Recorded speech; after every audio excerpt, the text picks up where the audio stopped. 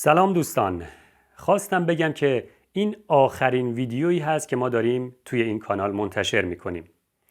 چون این کانال مدتی رو بسته بود، بازدیدهای خودش رو از دست داده و دیگه توی سرچ های یوتیوب هم شما نمیتونید این کانال رو پیدا کنید. ولی ما یک کانال جدید در یوتیوب راه اندازی کردیم که از این به بعد قصد داریم فیلم های آموزشیمون رو اونجا منتشر کنیم.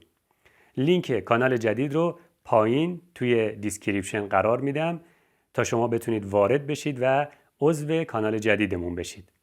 آخرین فیلمی که ما توی کانال جدیدمون منتشر کردیم در رابطه با این موضوع هست که چیکار کنیم تا درآمد ما بر کارها افزایش پیدا کنه. برای اینکه شما ترغیب بشید که عضو کانال جدیدمون بشید، ما یک جایزه براتون در نظر گرفتیم. کانال جدیدمون رو سابسکرایب کنید و یک کامنت پایین اون فیلم بذارید.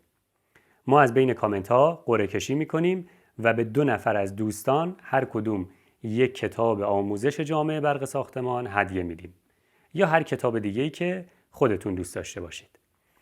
پس حتما عضو کانال جدیدمون بشید تا از فیلم های جدیدی که اونجا منتشر میکنیم جا نمونید.